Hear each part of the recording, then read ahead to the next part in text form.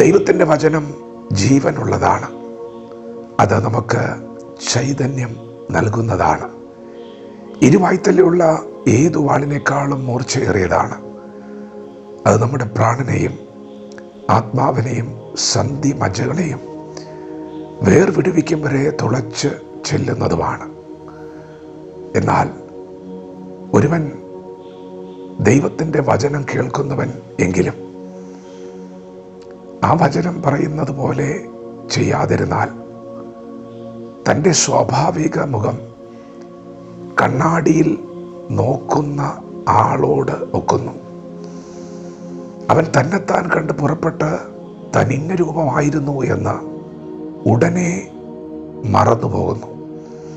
പ്രിയപ്പെട്ടവരെ, വചനം കേൾക്കുന്ന നാം ഓരോരുത്തരും അത് പ്രവൃത്തിയിൽ കൊണ്ടുവരാൻ ബാധ്യസ്ഥരാണ്. അങ്ങനെ ഒരു പ്രായോഗിക തലത്തിലേക്ക് ആ വചനം ഇറങ്ങിച്ചെന്നെങ്കിൽ മാത്രമേ ആ വചനത്തിലുള്ള അനുഗ്രഹം നമുക്ക് ലഭിക്കുകയുള്ളൂ. ആ വചനം നമുക്ക് ഉപകാരമായി തീരുകയുള്ളൂ. സ്വാതന്ത്ര്യത്തിൻ്റെ തികഞ്ഞ ന്യായപ്രമാണം ഉറ്റുനോക്കി അതിൽ നിലനിൽക്കുന്നവനോ കേട്ടു മറക്കുന്നവനല്ല, പ്രവൃത്തി ചെയ്യുന്നവനായി താൻ ചെയ്യുന്നതിൽ ഭാഗ്യവാനാകും.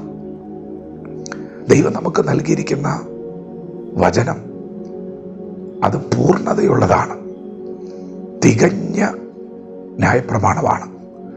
അത് നമുക്ക് സ്വാതന്ത്ര്യം നൽകിത്തരുന്ന വചനമാണ്. ആ വചനത്തെ ഉറ്റുനോക്കി അതിൽ നിലനിന്നാൽ നമുക്കൊരു പ്രവൃത്തിയുണ്ട്. എന്താണ് ആ പ്രവൃത്തി? ദൈവം നമ്മോട് വിശുദ്ധരാകണമെന്ന് ആവശ്യപ്പെട്ടാൽ ദുഷ്ടന്മാരുടെ ആലോചന പ്രകാരം നടക്കുവാനോ, പാപികളുടെ വഴി നിൽക്കുവാനോ, പരിഹാസികളുടെ ഇരിപ്പിടത്തിൽ ഇരിക്കുവാനോ, പൊട്ടച്ചൊല്ല്, കളിവാക്ക്, ഇങ്ങനെ ചേർച്ചയല്ലാത്തവ ഒന്നും നമ്മുടെ ജീവിതത്തിൻ്റെ ഭാഗമാക്കുവാനോ നമുക്ക് കഴിയുകയില്ല. അവിടെ ഇതാ ഒരനുസരണം, ഒരച്ചടക്കം, ഒരു സമർപ്പണം, ഒരു വേർപാട് ദൈവം നമ്മോട് ആവശ്യപ്പെടുമ്പോൾ ഒരു പുതിയ പാത്രമായി ദൈവത്തിൻ്റെ സന്നിധിയിലേക്ക് നാം നമ്മെ തന്നെ സമർപ്പിക്കണമെന്ന് ദൈവം ആവശ്യപ്പെടുമ്പോൾ അതിനായി ഏൽപ്പിച്ചു കൊടുക്കുന്നതാണ് അനുസരണം. സുവിശേഷം പങ്കുവെക്കണം, പുറപ്പെടണം എന്ന് ദൈവം പറയുമ്പോൾ ആ ശബ്ദത്തോട് പ്രതികരിച്ച് അനുസരണം കാണിക്കുന്ന ഒരു തലമുണ്ട്. പ്രിയപ്പെട്ടവരെ, കൂട്ടായ്മ ആചരിക്കണമെന്ന് ദൈവം പറഞ്ഞാൽ, ദൈവത്തിൻ്റെ വചനം അനുസരിക്കണമെന്ന് പറഞ്ഞാൽ, വിശ്വസിക്കണം, സ്നാനമേൽക്കണം, ദൈവത്തിൻ്റെ സന്നിധിയിൽ നിത്യം വസിക്കണം എന്നൊക്കെ ദൈവം നമ്മോട് പറഞ്ഞാൽ അതിനോട് അനുസരണം കാണിക്കുന്നത് പ്രവൃത്തി തലമാണ്. അങ്ങനെ പ്രവർത്തിക്കാൻ തുടങ്ങിയാൽ വചനം പറയുന്നു, വിശ്വാസത്തോടുകൂടെ പ്രവൃത്തി വെളിപ്പെട്ടാൽ നാം അനുഗ്രഹിക്കപ്പെട്ടവരാകും. ഒരുവൻ തൻ്റെ നാവിന് കടിഞ്ഞാണിടാതെ തൻ്റെ ഹൃദയത്തെ വഞ്ചിച്ചുകൊണ്ട് തൻ ഭക്തൻ എന്ന് നിരൂപിച്ചാൽ അവൻ്റെ ഭക്തി വ്യർത്ഥമാണ്. പ്രിയപ്പെട്ടവരെ, അത് വലിയ ചതിയാണ്.